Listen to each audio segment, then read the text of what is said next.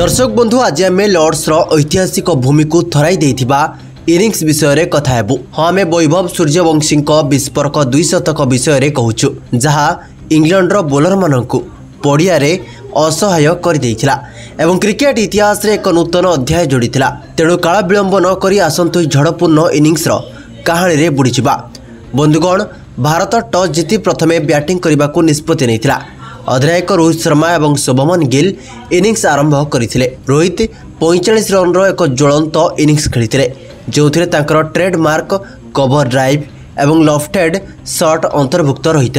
अन्यपक्षे Shubman Gill 55 run एक चमत्कार innings खेली भारत को एक दृढ़ आरंभ देते।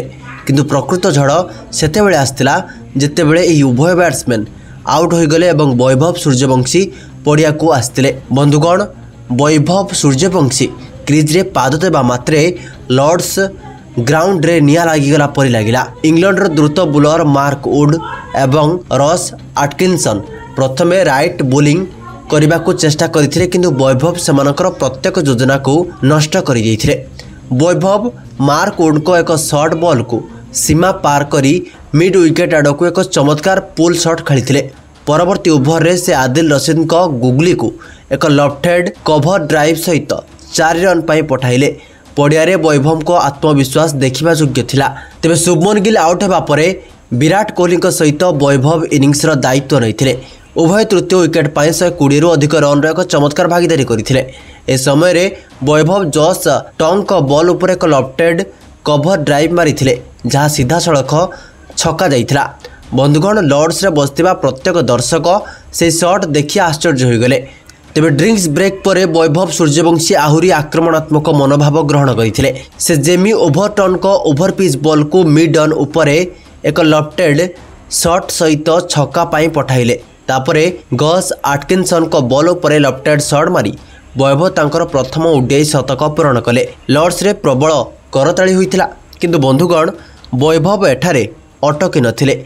से आदिल रशीद को बॉल उपरे लगातार 2टी छक्का मारिले, गोटे लंग ऑफ दिगरे एवं गोटे लंगन दिगरे।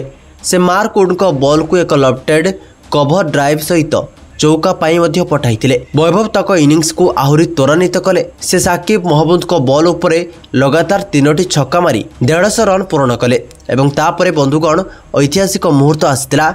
मात्र 70 बॉल रे विश्वर सर्वकनिष्ठ खेलाड़ी जे कि 150 रन पूर्ण करथिले। एतिकिरे मध्य वैभव सूर्यवंशी अटकी नथिले। वैभव यापर 200 रन मध्य पूर्ण करथिले जो 18टी चौका और 14टी छक्का सामिल रहिथिला। यह ओडीआई क्रिकेटर द्रुततम 2 शतक थिला। बंधुगण वैभव सूर्यवंशी मात्र 85 बॉल रो सम्मुखीन होई से 2 शतक हासिल करथिले एवं भारतीय ड्रेसिंग रूम रोहित शर्मा और प्रशिक्षक गौतम गंभीर को करताली रे पूर्ण हो गला। तेबे वैभव को यह विस्फोरक इनिंग्स पाई भारत 50 ओभर रे 400 रन रो विशाल स्कोर करथिला। रोहित को 45, शुभमन गिल को 55 एवं वैभव को 200 रन पारी इंग्लैंड बोलर मान को संपूर्ण भाव में ध्वंस कर दिया। वैभव को इनिंग्स केवल भारत को एक दृढ़ स्थिति में पहुंचाई नथिला बरं क्रिकेट इतिहास रे एक नूतन तारका को मध्य सामना को आनिथिला। बंधुगण एबे प्रश्न हेउची वैभव सूर्यवंशी और रोहित शर्मा को मध्य किए भल बैट्समैन।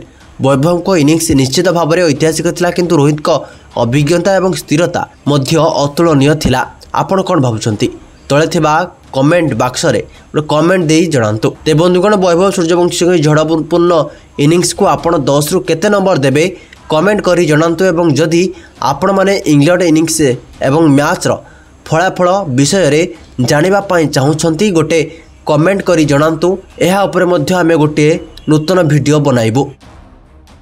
जदि आपंक आम भिडी भल लगा तेब आम चैनल को लाइक शेयर और सब्सक्राइब करने को जमा भी भूलु नहीं।